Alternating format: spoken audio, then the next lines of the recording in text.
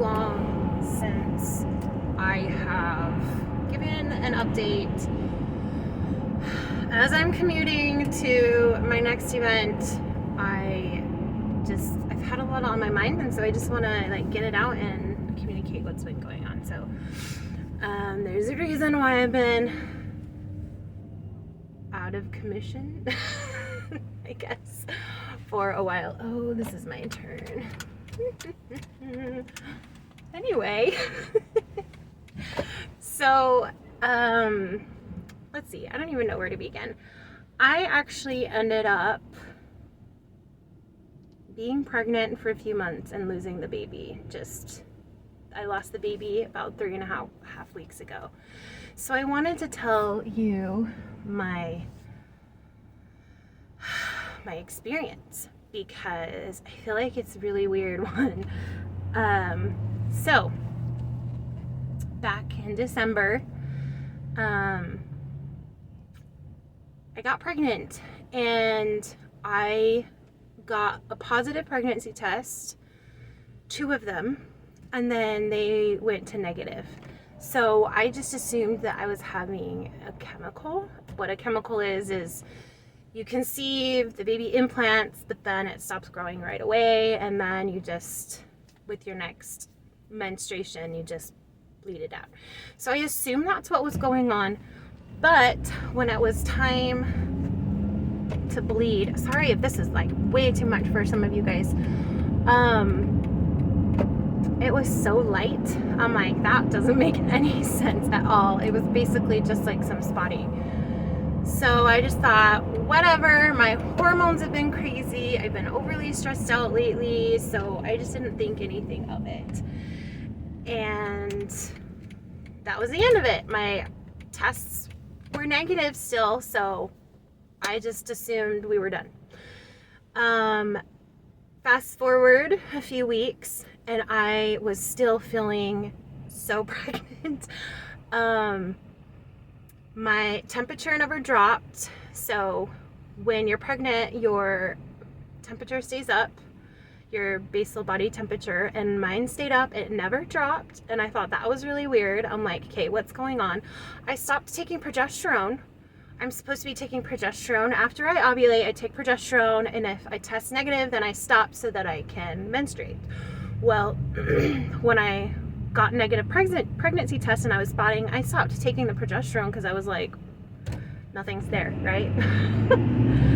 So I wasn't on progesterone. That couldn't have kept my temperature elevated. It was so weird. I had no appetite. I would be so tired that I couldn't make it through the day. I would wake up, take Jake to the bus stop so he could go to work and come home, and usually I would have about 30 to 45 minutes to get something done before I had to wake the kids up for school.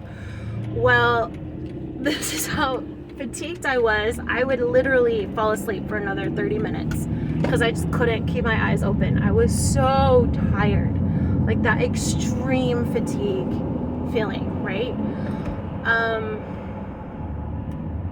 What else? There was some other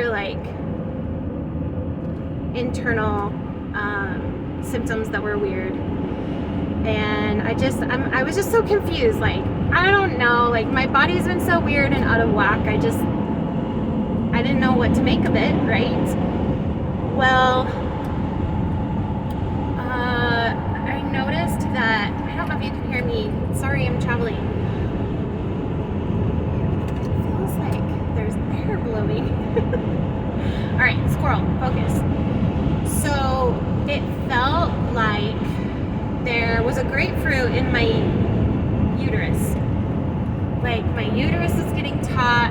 I could feel it getting bigger. My stomach was getting larger, and I was like, what is going on? So, my mind starts playing tricks with me. I start worrying, is there a tumor in there? Something's wrong.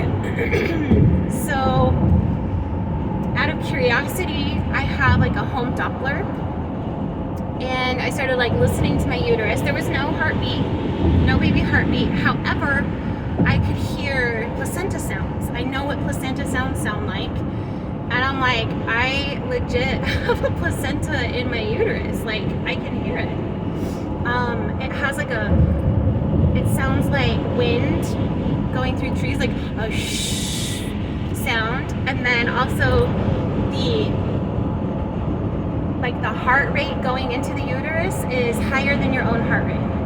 So like my beats per minute was like in the 70s, and every time I was over my uterus it was like in the 120s. So it's elevated because it's putting more, like giving more blood to that area. Anyway, so I'm like, I have placenta in there, but I do not, like, there's no like baby heartbeat, right?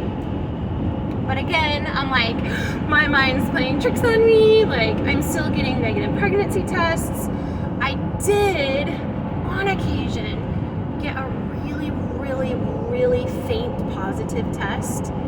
Like, you had to squint to see it, and then the next day it'd be negative again. So I was like, I don't know what's going on. Anyway, fast forward to one Sunday evening, I went into full-on labor. Like, I know what labor feels like, and I was full-on labor, and I ended up passing